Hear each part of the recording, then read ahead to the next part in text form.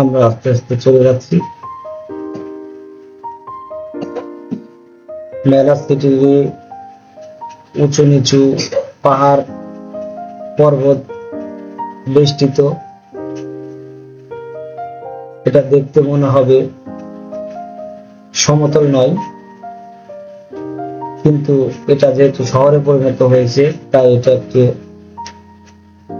শহরের পরিবেশের মধ্যে তৈরি করা হয়েছে।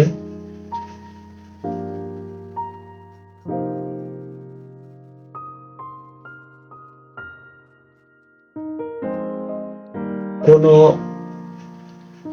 ব্রাজিলের মূল ভূখণ্ডের সঙ্গে এর যোগাযোগ নেই, শুধুমাত্র নৌপথ এবং বিমান পথে এদের যোগাযোগ। এরপরে এটা এত উন্নত, যদি সরাসরি যোগাযোগের ব্যবস্থা থাকতো তাহলে এই শহরটি কতই না উন্নত হতো।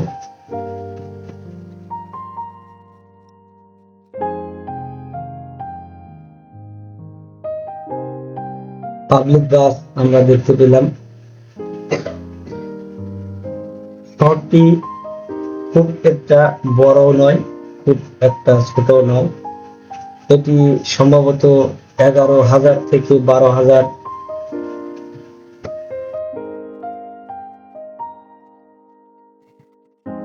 মেনাস শহরটি 11,000 এর বেশি কিলোমিটার, যা Adolpho Ducke forest reserve INPA scientific forest এবং মেন্ডু মিউনিসিপ্যাল পার্কের মতো সুবিশাল সবুজ এলাকা দ্বারা পরিবেষ্টিত।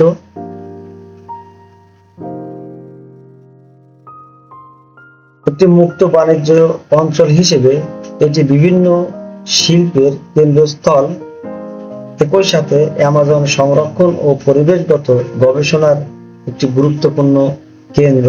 এই মেনাস সিটি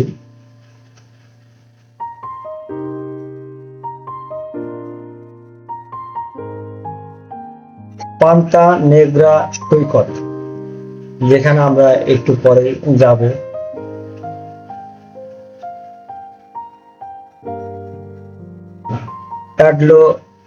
অ্যাডলফো ডোকা উদ্ভিদ উদ্যান, এটি পরিবেশগত সংরক্ষিত অঞ্চলে অবস্থিত এবং এই ধরনের উদ্যানগুলোর মধ্যে বৃহত্তম হিসেবে বিবেচিত।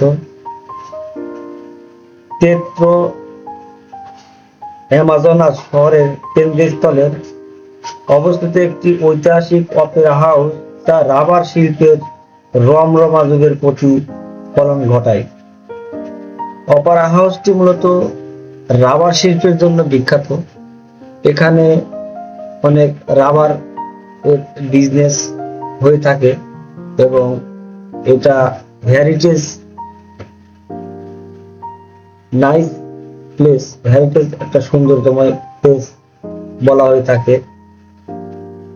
আমরা সেটাই দেখতে যাব।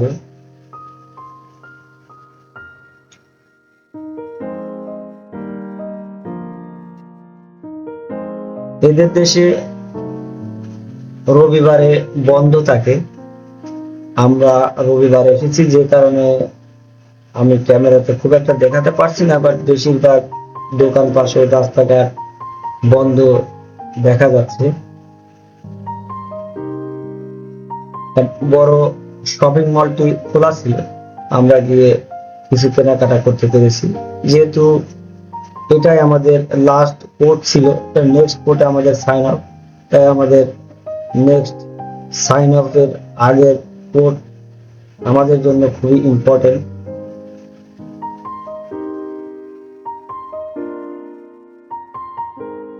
মেনাস অ্যামাজনের হৃদয় হিসেবে পরিচিত, যা ঘন বৃষ্টি অরণ্য এবং নিগ্রো ও সোলিমোস নদীর সঙ্গমস্থল দ্বারা পরিবেষ্টিত একটি ব্যস্ত উচ্চ আর্দ্রতার প্রবেশদ্বার। এখানকার বৈশিষ্ট্য হলো চরম আর্দ্রতা ও গ্রীষ্মকালীন তাপ, যা প্রায় 30 ডিগ্রি সেলসিয়াস 86 অতিক্রম করে। এখানকার দুইটি ঋতু রয়েছে, বর্ষাকাল ডিসেম্বর মে মাস এবং শুষ্ক স্বল্প জলের জুন ও নভেম্বর মাস। আমাদের বাংলাদেশে যেমন 6টি ঋতু, অনেক দেশে 4টি ঋতু, বাট ম্যানাসে মাত্র 2টি ঋতু। সকল দেশের আবহাওয়া যে এক নয়, এটি তার প্রমাণ। অ্যামাজনাস রাজ্যে অবস্থিত, যা অ্যামাজন বৃষ্টিপথের প্রধান প্রবেশদ্বার হিসেবে কাজ করে। ম্যানাস এমন একটি শহর, এখানে অ্যামাজনের সংরক্ষণ অফিস এবং অ্যামাজনের প্রবেশদ্বার সবকিছু হিসাবে কাজ করে। আমরা কিছুক্ষণ আগেই যে জায়গাটির কথা বলেছি, অপেরা হাউস, আমরা চলে এসেছি সেই অপেরা হাউস এরিয়াতে। আপনারা ভিডিওতে দেখতে পাচ্ছেন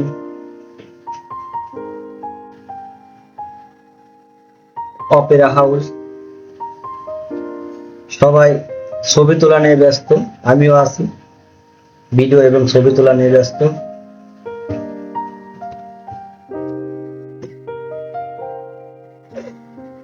আমরা যেহেতু চলে এসেছি ম্যানাসের অপেরা হাউসে, এখন এটা নিয়ে আমরা কিছু কথা বলবো। ব্রাজিলের অ্যামাজন রেইন ফরেস্টের হৃদকেন্দ্রে অবস্থিত একটি ঐতিহাসিক স্থাপত্য শিল্পের নিদর্শন। 1896 সালে রাবার বুমের সময় নির্মিত এই অপেরা হাউসটি রেনেসাঁ পুনর্জাগরণ শৈলীতে ইউরোপীয় উপকরণ দিতে তৈরি। এটি অ্যামাজনের ঐতিহ্য এবং সাংস্কৃতিক সাম্প্রতিক প্রতীক, যেখানে অ্যামাজনাস ফিলহারমোনিক দল নিয়মিত পারফর্ম করে। ব্রাজিলের অ্যামাজনাস রাজ্যের মানাউস শহরে প্রাসা সাও সেবাস্তিয়াওতে 1897 সালে এটি উদ্বোধন করা হয়, যা রাবার বাণিজ্যের যুগে ঐতিহ্যকে তুলে ধরে। এতে প্যারিস থেকে আনা লোহা, ইতালির মার্বেল এবং ক্যালিফোর্নিয়ার গাছ ব্যবহার করা হয়েছে, যা রেনেসাঁ শৈলীর। এর ভেতরে চমৎকার ঝাড়বাতি, ইতালীয় পেইন্টিং, 12,000টি কাঠের প্যালেস দিয়ে তৈরি ফ্লোর রয়েছে। এখানে প্রতি বছর ফেস্টিভ্যাল অ্যামাজন ডি অপেরা অনুষ্ঠিত হয়। এখানে প্রতি বছর দর্শকের জন্য গাইডেড ট্যুরের ব্যবস্থা রয়েছে, যেখানে এর সমৃদ্ধ ইতিহাস ও স্থাপত্য দেখা যায়। অ্যামাজন জঙ্গলের মাঝে এমন একটি জমকালো অপেরা হাউস দর্শকদের কাছে একটি অত্যন্ত আকর্ষণীয় স্থান। অপেরা হাউসে আমরা যেটা দেখেছি, সেটা বর্তমানে এটা একটি সিনেমা হল। হয়তো অনেক পূর্বে এটি রাবারের জন্য ব্যবহার করা হলেও, ব্যবসায়িক কাজে ব্যবহার করা হলেও, বর্তমানে এটি সিনেমা হল হিসেবে এরা কাজ করে। যেহেতু আমরা এর ভেতরে ঢুকতে গিয়েছিলাম, এর ভেতরে ঢুকতে সম্ভবত $30 লাগে। এদের দেশীয় 30 রিল, সম্ভবত এদের দেশে 30 রিল দিতে হয়। তাই আমরা ঢুকতে চেষ্টা করেছিলাম, কিন্তু যেহেতু আমরা আশেপাশের দৃশ্যগুলো দেখার জন্য গিয়েছি, তাই ভেতরে গিয়ে আমরা টাইম ওয়েস্ট করতে চাইনি। আমাদের কলেজের মধ্যে অনেকে গিয়েছে, তারা বলেছে অপেরা হাউসের মধ্যে তেমন কিছু নেই। আমি আপনাদেরকে বিবরণে যা বলেছি ঠিক এমনই। সো ভেতরে যাবার খুব একটা ইচ্ছা আমাদের ছিল না, তাই বাইরের স্ট্রিট যে দৃশ্যগুলো, এগুলো আপনাদের মাঝে তুলে দেওয়ার চেষ্টা করছি।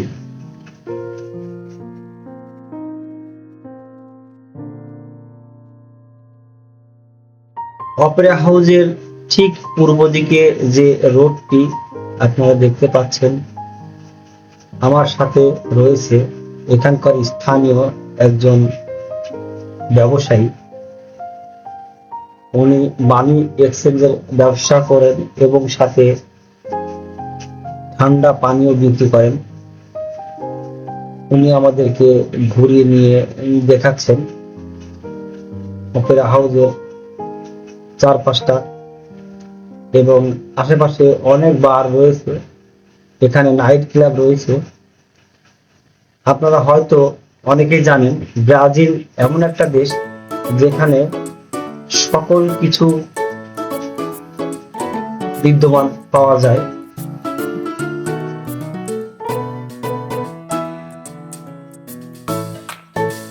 আমরা প্রায় অপেরা হাউস ঘুরতে ঘুরতে শেষ করে ফেলেছি।